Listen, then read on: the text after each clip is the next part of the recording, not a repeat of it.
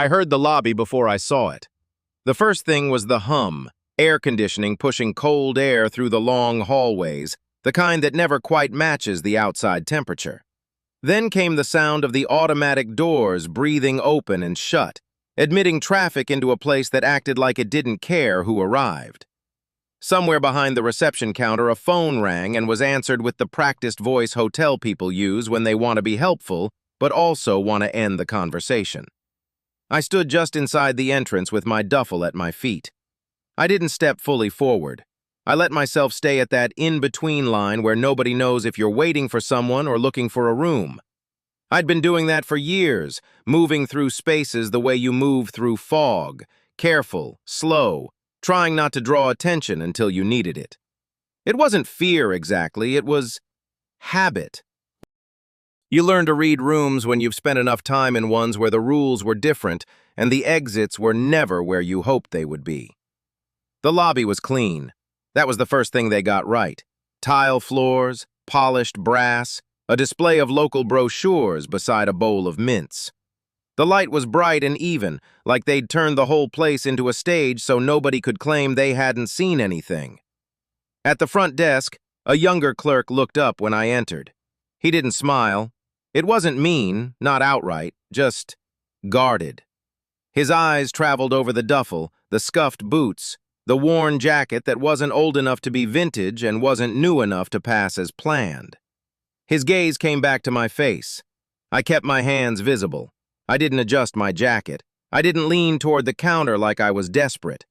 I let my posture settle where it always settled. Straight, controlled, shoulders level. "Can I help you?" he asked. The question itself sounded normal, but the tone said he'd already decided what kind of help he expected to provide. "I have a reservation," I said. He nodded like he'd heard that phrase from people who had meant it differently. He tapped at the keyboard. The keys made little clicks that sounded sharp in the quiet lobby. "Name?" I gave it. The name was mine. The letters in the reservation book spelled out the same thing they always had. He typed, stared at the screen, typed again. A pause formed that felt longer than a few seconds should. He glanced at me again and I saw the calculation in his eyes. "There's no reservation under that," he said. "I'm checking in," I replied. He exhaled through his nose, subtle, dismissive. "We don't have anything. Maybe you put it under a different name." There was a moment when he was just doing his job and I was just being a man at a desk. Then the part where he'd already decided who I was arrived. His eyes slid briefly toward the duffel, toward the way it sagged in the middle as if it had been overstuffed once and then emptied and repacked too many times to count. "Do you have ID?" he asked. I reached into my pocket and produced my wallet. Not with a show of confidence, just because that's what you do. I handed him my driver's license. He took it and scanned it. His expression didn't change much, but I could see his mind catching on something. Maybe the address on the back, maybe the date of my last hotel stay. Maybe just the fact that a person can look too ordinary to be real. "I'm going to need a card for incidentals," he said. "I can do that," I replied. I handed my debit card. He ran it. It beeped once, twice. Then the tone shifted. Not the sound of approval. The sound of a system that didn't know what to do with me. He looked at me again. "I'm sorry," he said, voice tightening like a knot. "It's declined." I didn't argue. Arguing makes you loud. Loud makes people feel justified in being cruel. I kept my face calm. "Try a different one," I said. I handed another card. Declined again. Now the lobby had more air in it. People didn't gather, not physically, but you could feel the attention shifting. A few other guests glanced up from their phones. A woman at the far couch adjusted her purse straps in a way that made it clear she wanted distance. The clerk's voice dropped a little, like he wanted the conversation to be between us while still making sure everybody could hear. "Sir, we can hold a room if we have payment, but if we don't—" He stopped. He didn't finish the sentence. He didn't have to. The rest was written in the way his body leaned forward behind the desk, a bracing movement, as if he anticipated I'd do something that would confirm his assumptions. I looked at the TV mounted in the corner. It played a muted news segment with captions. The anchor's face was cropped by the angle, but I recognized the studio colors. Someone had put the channel on because it felt safe. News always feels safer when it's muted, like you can control what you're exposed to. I turned my gaze back to the clerk. "I can pay cash," I said. "You can pay cash?" he repeated, and the way he repeated it made it sound like he didn't believe I could. "Yes."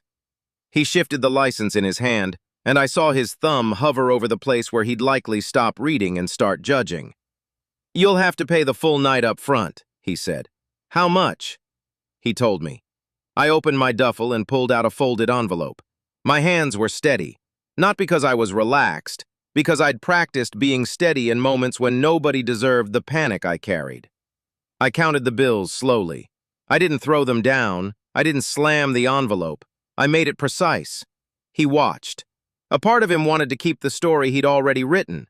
Another part of him had to confront the fact that money could still exist in the hands of someone who looked like he shouldn't have it. The clerk accepted the cash, and his expression changed only slightly. Less suspicion, more professional neutrality. Still, it wasn't kindness.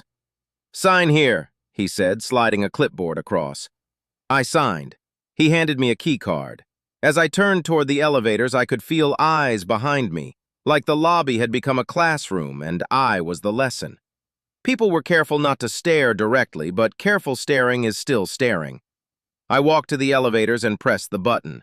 The doors opened with a smoothness that made me think of how machines don't care who rides them. They just open. Behind me, someone cleared her throat. I didn't look immediately.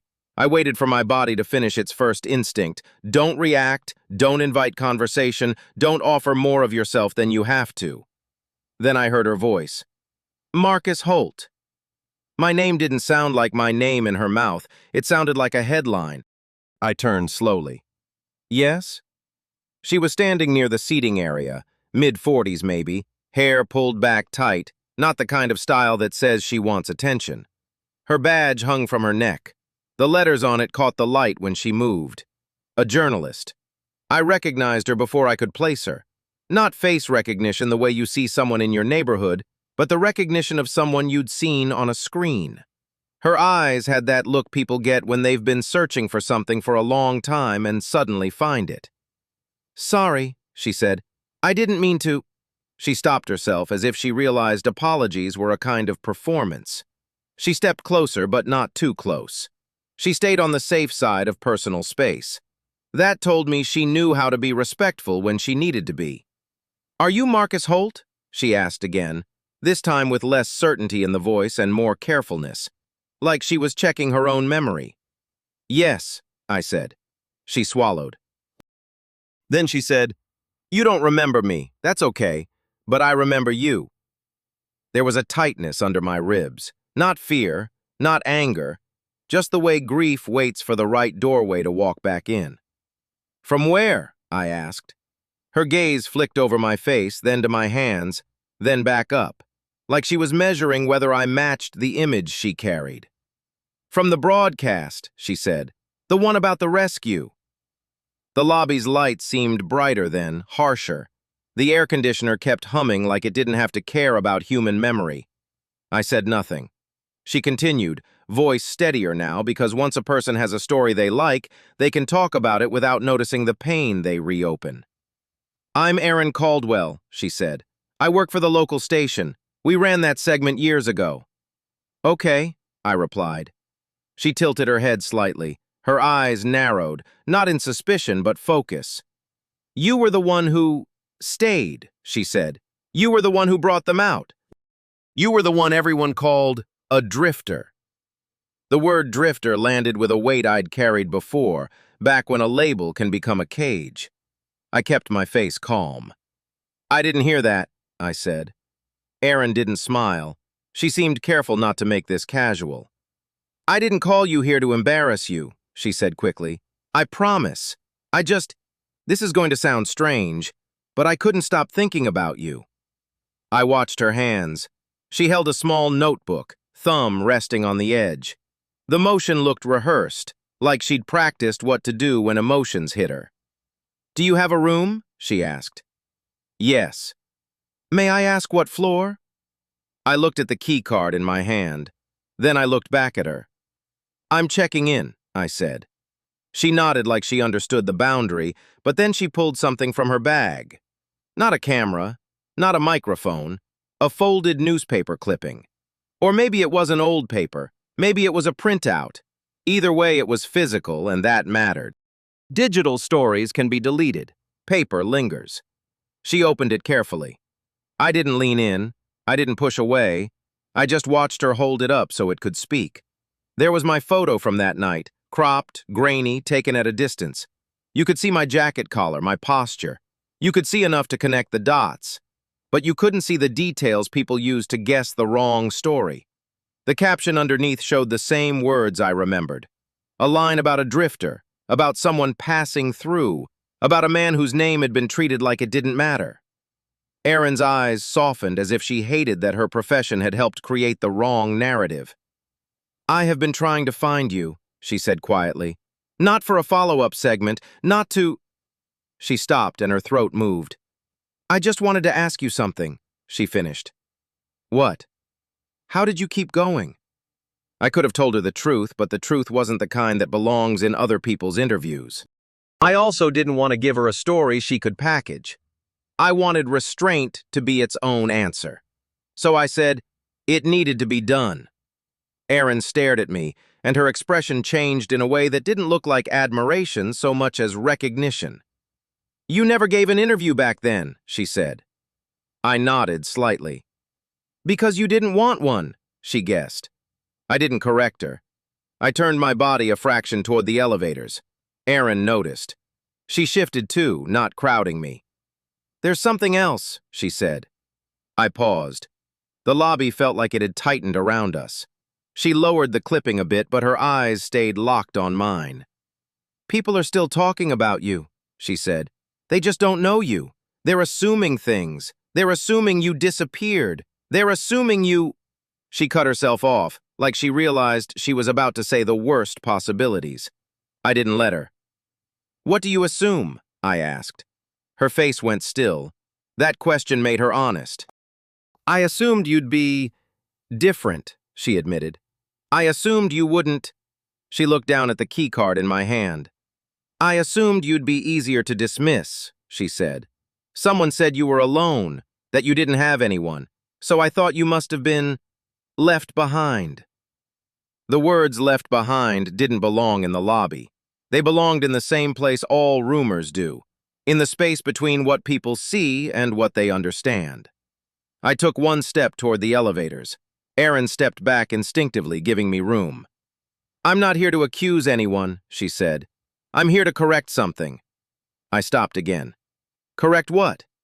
Her eyes glistened, not with tears yet, but with that pre-tear readiness. "That your name matters," she said. I looked at her. It would have been easy to let that land like victory. It would have been easy to take her emotion and turn it into something I could carry like a medal. But I didn't want medals. I wanted the people who had been wrong about me to be wrong in a way that didn't hurt them further. So I kept my face neutral. "That's not your place," I said. Erin flinched slightly. Then she nodded slowly, like she accepted the line. "Then let me do it respectfully," she replied. I turned toward the elevator again, and the doors were already beginning to close. "Erin," I said, and my voice surprised even me with its steadiness. "I'm not the story you can fix with a segment." She stopped the doors from fully closing with her hand. "I'm not trying to make you a hero," she said. "I'm trying to make sure you're not erased." I understood then that she wasn't asking for bragging. She wasn't asking for drama. She was asking for truth. The elevator doors slid open wider. I stepped in. As the doors closed, I heard her say, "If you let me, I'll talk to you privately. Not in the lobby. Not where people can watch." I didn't answer right away. I didn't want to keep her hope alive if I was going to deny it. But I also didn't want to punish her for recognizing me. I pressed the button for my floor. The elevator began to rise. In the mirrored panel, I watched her reflected image remain behind the closing doors. The lobby lights smeared slightly in the glass as we moved upward. I breathed out. Then I said, "Tomorrow morning." The doors opened fully on my floor. I stepped out and walked down the hall. Carpet patterned like old waves. Doors on either side. The quiet of a place where people come to forget their worries for a night. My room was at the end of the corridor. I unlocked it with the key card. Inside, the air smelled like cleaning products and leftover heat. The curtains were thin. The window faced a parking lot with a dimly lit sign. I set my duffel down, then stood still for a moment. I wasn't tired in the way the body is tired. I was tired in the way the mind becomes tired of carrying what others decide for you. Tomorrow, I thought. Tomorrow I would sit with a reporter who had seen my face on a screen and decided it deserved more honesty. But it wasn't really about her. It was about the people who had looked at me in that broadcast and thought they knew what kind of man I was. And it was about the people who might look at me here in the lobby tomorrow, too. Restraint can be a shield, but it can also be a bridge. I unpacked only what I needed. A few clothes folded into the drawer, a toothbrush in the bathroom. I didn't turn on the TV. I didn't open a news app. I lay on top of the bed, fully dressed for a while, staring at the ceiling fan as if it could spin time backward. My mind returned to that rescue broadcast, the night the footage had been captured. Not the footage itself, the feeling of being watched in the wrong way. The way people had said drifter like it was an explanation. The way people had treated survival like it was luck. The way the story had ignored the years of work that made survival possible.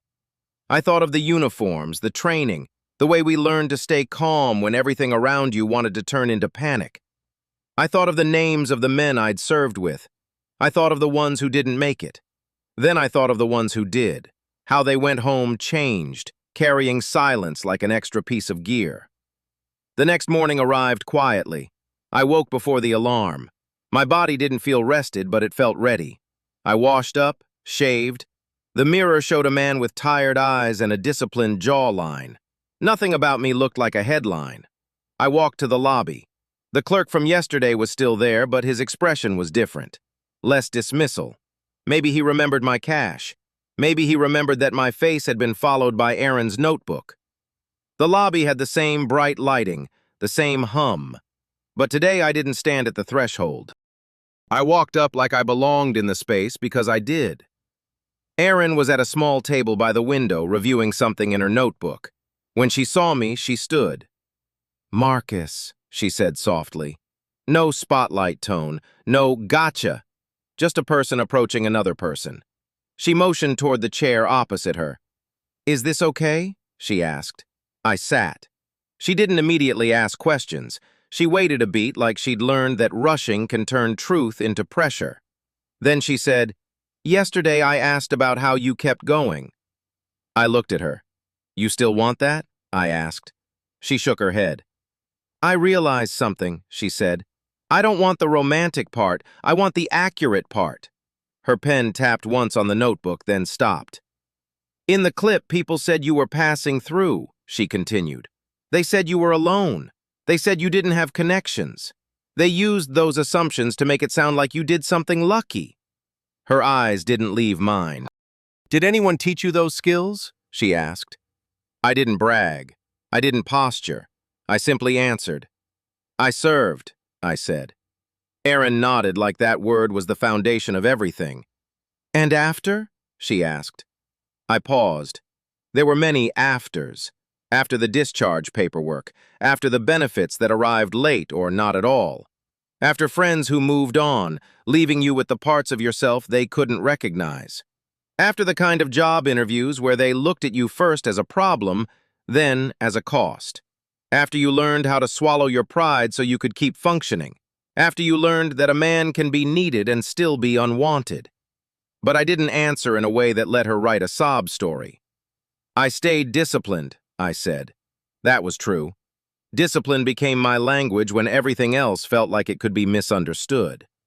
Erin wrote something down. Then she turned the notebook slightly, showing me a page. "I'm not asking you for sympathy," she said. "I'm asking you for clarity. People want details so they can build the wrong story anyway. I want to give them the right one." "What wrong story?" I asked. Erin hesitated. "That you were a drifter because you didn't care," she said. that you were careless, that you didn't have a mission. But the rescue—" She stopped again. Her voice went careful, like she didn't want to say the wrong emphasis. "The rescue wasn't random," she said finally. "It looked intentional, like you knew exactly what to do." I looked down at my hands. "My record isn't a mystery," I said. Erin's brow furrowed. "I know," she said, "but you keep it private." I kept my face neutral. "Some things aren't meant to be consumed," I replied. Erin inhaled, then nodded. "Fair," she said. "Then let's talk about what you're willing to confirm." She didn't push. She didn't demand. She asked like a person who understood she was in someone else's private history. "In that flood," she said, "were you alone?" "No," I answered. Erin's pen stopped. "Who was with you?" she asked. I didn't name everyone, not because I wanted to hide, because the people connected to that night didn't owe the public access to their pain. But I could confirm the truth without turning it into a list. "Not alone," I said again. Erin waited.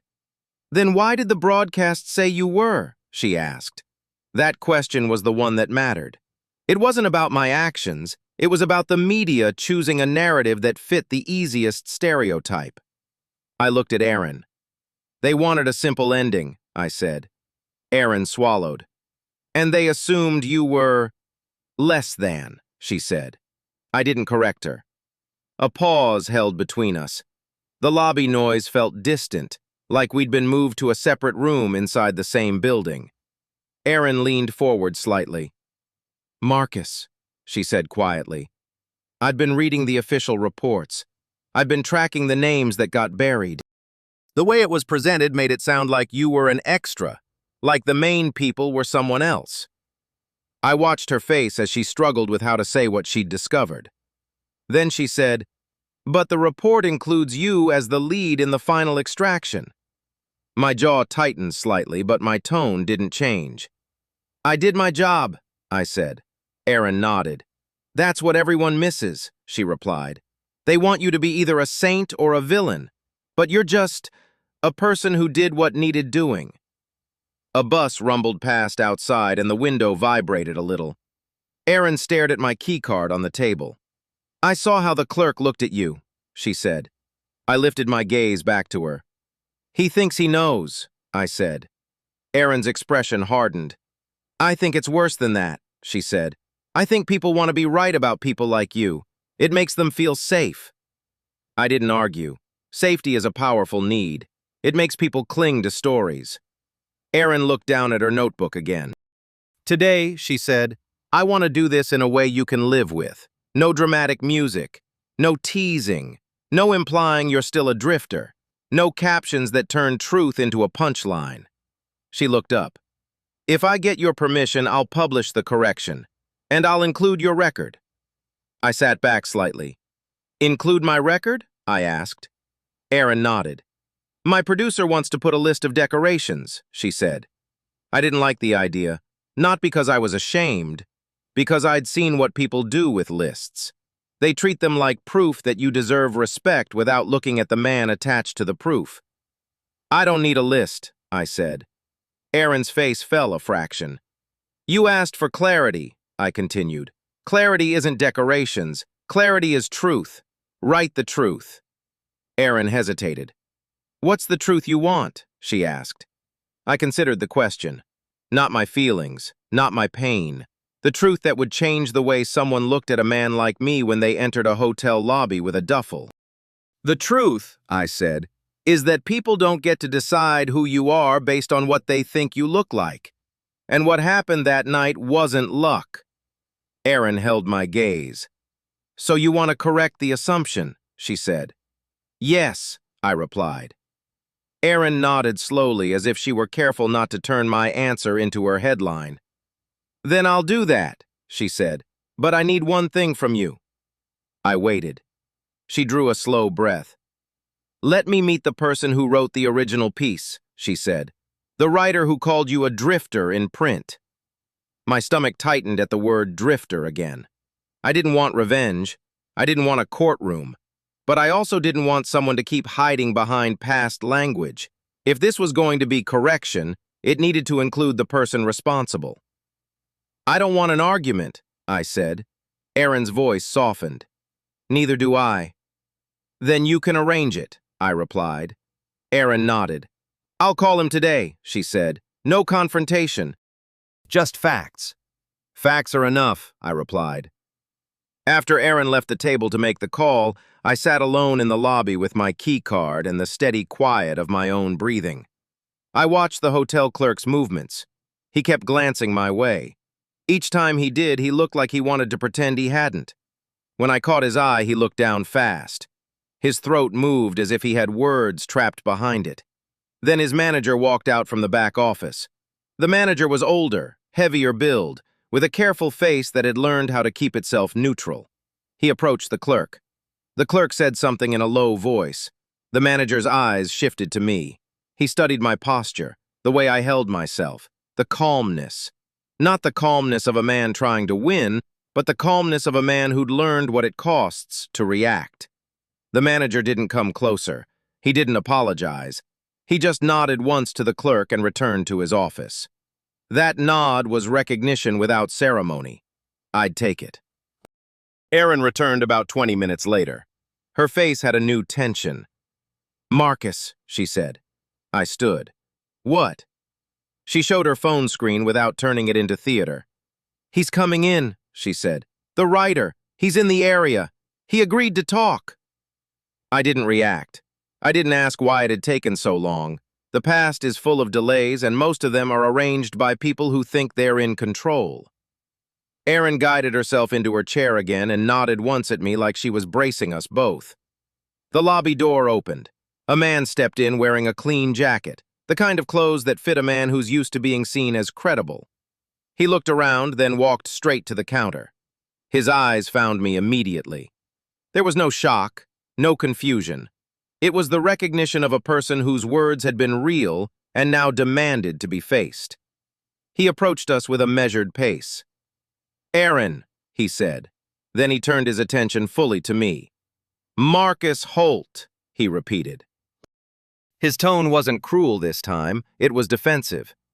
"I didn't think you'd be here," he said. I didn't give him an emotional opening. "I'm checking in," I replied. He blinked. Erin cleared her throat. "Please," she said, voice calm. "We're not doing a debate, we're doing facts." The writer nodded, but he didn't look at Erin long. He looked at me again. "I wrote what I was told," he said. I waited. Erin's hands tightened on her notebook. The writer continued. "There were accounts. There were—" He stopped like he realized he was about to provide excuses instead of answers. "So why did you print Drifter?" Erin asked. The writer opened his mouth, then closed it. He looked away briefly toward the window, toward the parking lot. Then he looked back at me. "Because that's how I understood it," he said. My voice remained even. "You understood wrong," I said. His face tightened. No," I continued. "You chose it. That word let you put me outside the story." The writer flinched at the honesty. It wasn't anger. It was the way restraint can still sting when it's accurate. Erin leaned in slightly. "Marcus," she said quietly, "are you comfortable with me quoting what you just said?" I looked at her. "Quote the facts," I replied. Then I turned back to the writer. "My record is in public files," I said. "You can verify it." The writer swallowed. He looked at Erin. "I did verify it," he said. Erin nodded once. "Then correct it," she replied. The writer took a breath and seemed to gather himself. "You're right," he said finally. Then he did something surprising. He didn't try to soften his words with apology theater. He just spoke plainly. "When I called you a drifter," he said, "I was wrong." The lobby didn't erupt. Nobody clapped. Nobody gasped. The world didn't change dramatically. But something shifted in the air, like a truth had been set on a table and held there where everyone could see it. I felt my chest loosen slightly, not because the apology was perfect, because it was real. Erin nodded slowly. "Do you want to say that to the audience?" she asked. The writer hesitated. Then he nodded. "I'll correct it," he said. His eyes moved over my face again. For a second, I saw something like shame. Or maybe it was just discomfort at being seen clearly. He looked at the clerk behind the counter, then at the manager's office door, then back at me. "Your service," he said carefully, "wasn't accurately portrayed." I didn't accept flattering language. I accepted truth. "It wasn't portrayal," I replied. "It was dismissal." The writer's jaw tightened. Aaron didn't interrupt. Restraint gave him the room to realize his responsibility. He nodded once. Then he took his phone out and turned away from us slightly. "I'll contact my editor," he said. He walked toward the exit. Nobody stopped him. After he left, Aaron sat back, shoulders dropping like she'd been holding tension for both of us. "That was harder than I expected," she said quietly. "Hard isn't the same as violent," I replied. Aaron looked at me. Then she exhaled. "I respect that," she said. I stood and gathered my duffel. "I have to go to work," I said. Aaron blinked. "Work?" I nodded. The truth is, the world doesn't stop because someone's image is attached to a long-ago broadcast. You still have to live. You still have to show up. You still have to pay your bills, keep your appointments, and not let other people's versions of you define your next step. Aaron stood too. "Before you go," she said, "I want to show you something." She reached into her bag and pulled out her phone. "You'll see it later," she said. "A lot of people shared the old clip. They've been attacking the comments under it. Some of them used the word drifter again. But there were a few people." She paused. "There were people who recognized the truth," she said. "They wrote in. They said you were real. They said you weren't careless. They said you saved them or their families." My throat tightened. I didn't let it become emotion. I kept my calm. "Recognition," I said. Aaron nodded. "Yes," she replied. "Not from the broadcast, from the ones who remember." I held her gaze. "That's all I needed," I said. Aaron's eyes watered at that, but she didn't let it spill. She lowered her phone. "Marcus," she said quietly, "when people look at you today, what do you want them to see?" I considered answering. Then I thought of the lobby yesterday, how they looked at my boots, my duffel, my silence. I thought of the way a label had replaced my humanity. I didn't want a speech. I wanted the simplest truth. I said, "A man who did his job and kept living after." Aaron nodded and her face held steady. Then she said, "Thank you." I walked out of the hotel lobby and into the daylight. The sun hit my face like a reset button. Cars passed. People moved with their own stories. I adjusted my jacket and checked my watch. No victory lap. No need. Behind me, the lobby would go on, and the clerk would go on, and the manager would go on. But now there was a different truth sitting somewhere in the building. Not because I demanded it, because it arrived from the records, from the names, from the restraint that never turned into spectacle. For the first time in a long while, I felt something that wasn't relief exactly. It was earned recognition, quiet, solid, and enough. And that was the kind of redemption I understood.